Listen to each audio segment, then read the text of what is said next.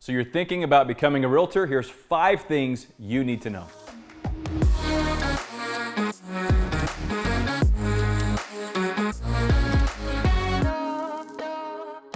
Hello, my name is Matt Farnham. Welcome back to another episode of Real Life at Level 10, where I discuss insights of real estate, leadership, and personal growth. So right now, we are still walking through this COVID-19 season. And as many of you know, I'm in Las Vegas, Southern Nevada, and we have been directly impacted economically by this pandemic. The unemployment here has been quite high. At the time I'm filming this, it's still about 14%. So when that happens, we've seen this in the past, in the last economic cycle that we saw about 10 to 12 years ago, a lot of people start looking at their jobs or careers to see what their options are, and real estate is always a very attractive option to many people. From what I understand right now, our real estate division is absolutely slammed with people in real estate school and studying to become a realtor and trying to schedule their testing and so forth. So I think we're going to see a lot of new realtors coming into the market.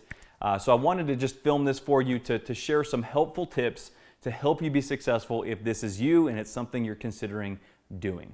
So first, to get kind of the bad news out of the way, the statistics show that actually 8 out of 10 realtors fail or quit in their first 12 months after being licensed. And if you look at the 2 years, 90%, 9 out of 10 total will actually fail or quit in their first 2 years. Here's the 3 reasons why I personally think or believe that most agents end up having to get out of the business.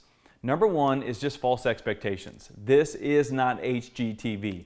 I know that's ironic that I'm right here with a very professional videographer and we're filming video. That is an aspect of some of our business, maybe, but it absolutely is not what you see on TV. It's hard work, it's a lot of paperwork, it's a lot of follow-up, and you're in the trenches. So it's not what you see on TV. So false expectations. Number 2, it sounds terrible, but people just run out of money. This is not a business where you get paid overnight. It takes time to build up a clientele. And of course, if you find a client today and you start showing them homes and they find one and then you negotiate and you close, you're probably 2 months out before you see a paycheck from that anyways. And that typically doesn't happen that fast for a new licensee on top of that. So they just run out of money. And then the third thing is burnout. A lot of agents, they come in with so much ambition and excitement, but I compare it to being in a dark room with all this excitement and energy, but you're just banging into walls because you just don't know what to do or where to go or what to say, and you just need that guidance that so many people don't have. Okay, so bad news is out of the way. The good news is I'm going to share with you 5 tips to get you ready to get into real estate if it's something you're pursuing. So number 1, you need to know, don't do it alone. This day and age, the consumer demands just too much. Client expectations are so high that you need to be part of a team. And think of it this way, if you are the marketing person, you are the transaction coordinator, you are the accountant and the salesperson, there is no way you could do each of those things at the level of client experience and expectation that people have this day and age. A couple episodes we talked about some books that have highly influenced me and our team and our philosophies of how we serve our clients. But the basis of that is it's an experience economy we're in nowadays, and people just demand more. Think of it of a surgeon. If you're going to go have surgery, you're going to seek out the best surgeon you possibly can. I personally had ACL surgery a couple years ago, and I did research and found the best knee surgeon that I believe to be in Las Vegas.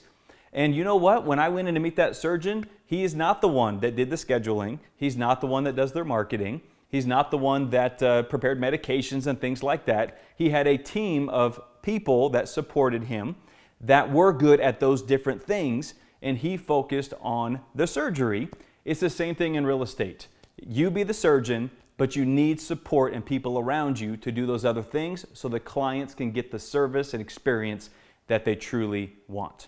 So the second thing to mention is have some reserves in the bank. I know that sounds easier said than done, but reality is, as we talked about, part of the reasons why agents might not make it in the business is the income does not happen overnight in most cases. Unless you find a really unique situation to be in, it's going to take some time. So I recommend you have 6 months of living expenses in reserves if you're going to get into real estate, so you have time to give it your everything, Go all in and have time to build that pipeline, start to serve clients all the way through to actually getting closings and eventually getting paid.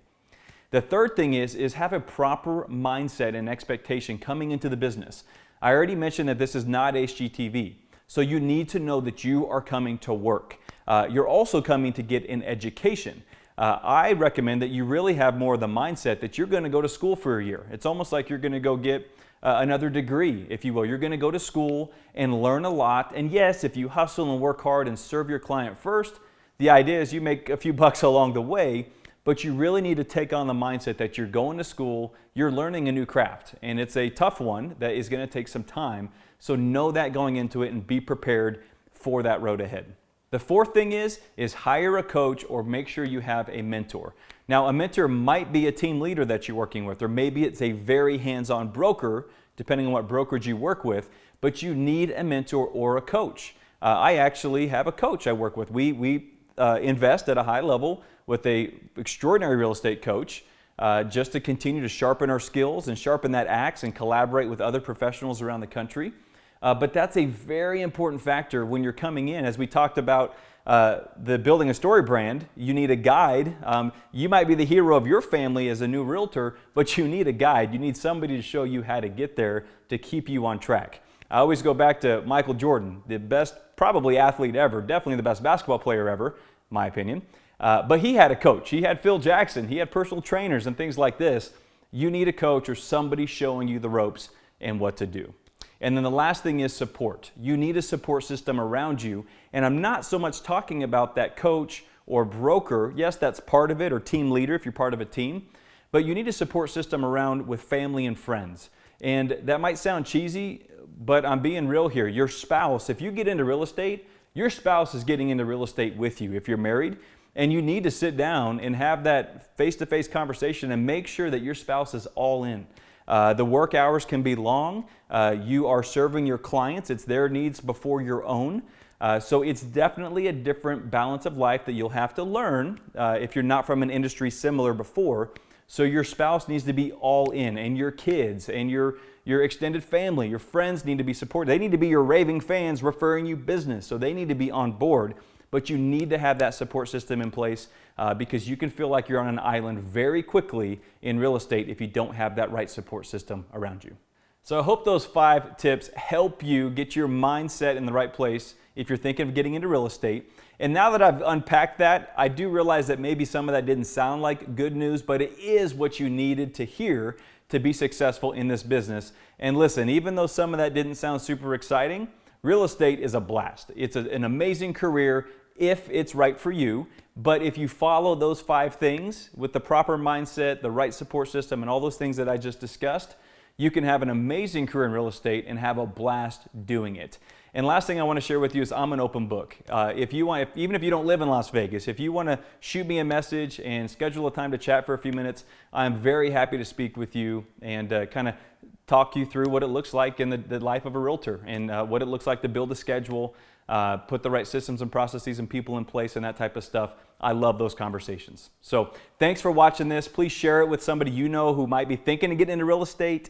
Again, if you've been watching these shows, we know we get the feedback, but you may have not subscribed yet. Please do that. It would be a huge help to me and our team if you would subscribe to this content on YouTube, on our podcast as well. And again, thanks for tuning in. This is Real Life at Level 10. Whatever it is you're doing or walking through, do it at Level 10 and live with the results.